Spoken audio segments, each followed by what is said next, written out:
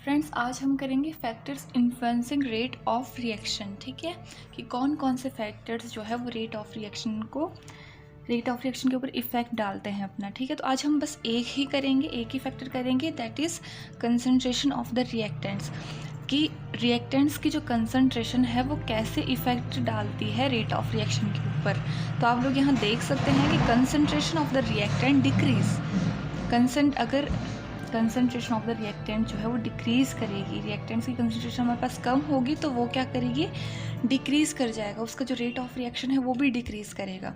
Means अगर हमारे पास reactants की कंसंट्रेशन ज़्यादा है, ठीक है, तो रेट भी हमारे पास ज़्यादा आएगा, रिएक्शन का रेट। ठीक है, और अगर हमारे पास कंसंट्रेशन ही कम है तो रेट ऑफ रिएक्शन तो ऑब्वियसली कम ही आएगा।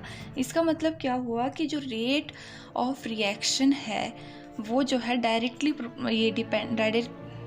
प्रोपोर्शनल है या डायरेक्टली डिपेंड करता है किस पे, रिएक्टेंट्स पे। ठीक है, रिएक्टेंट्स की कंसंट्रेशन पे। तो यहाँ देखिए, हम इसको बहुत अच्छे से बिल्कुल एग्जांपल से समझेंगे। तो यहाँ पर देखिए, the rate of burning of would depends upon the concentration of the oxygen. मान लीजिए हमारे पास कोई वुड का पीस है, ठीक है। अब अगर हम उसे जलाते हैं, ठीक है, in the presence of oxygen, तो मतलब वो किस हिसाब से जलेगा, ऑक्सीजन की कंसंट्रेशन पे तो वो डिपेंड करेगा ही, लेकिन कैसे डिपेंड करेगा। तो मान लीजिए मेरे पास a piece of wood burn slowly in air में मैं किसी वुड को, मतलब किसी पीस को जला रही हूँ, ठीक है, लकड़ी के किसी पीस को जला रही हूँ मैं एयर के प्रेजेंस में, तो वो स्लोली में धीरे धीरे बर्न होगा। ठीक है, मतलब उसमें टाइम ज़्यादा लग जाएगा उसको बर्न होने में, क्योंकि एयर में जो है वो 20% ऑक्सीजन होती है। ठीक है, इसलिए। और 20% ऑक्सीजन ये क्या है, मतलब कंसंट्रेशन है ऑक्सीजन की।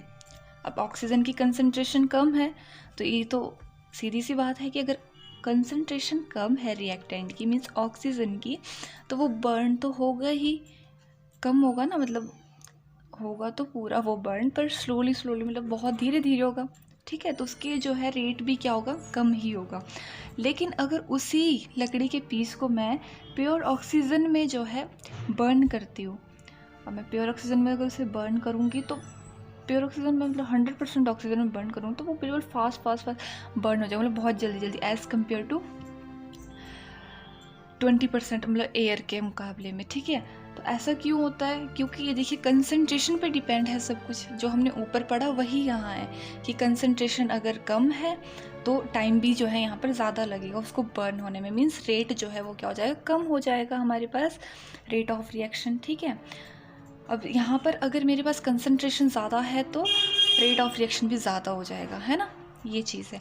अब अगर ग्राफिकली हम इसे समझे तो यहाँ देखिए, ये मेरे पास रेट ऑफ रिएक्शन जा रहा है, ये टाइम है।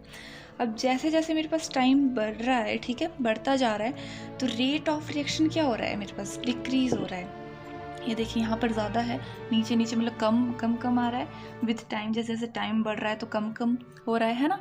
तो इस हिसाब से मतलब हम देखेंगे तो it is experimentally observed that the rate of reaction also decrease as a time passes.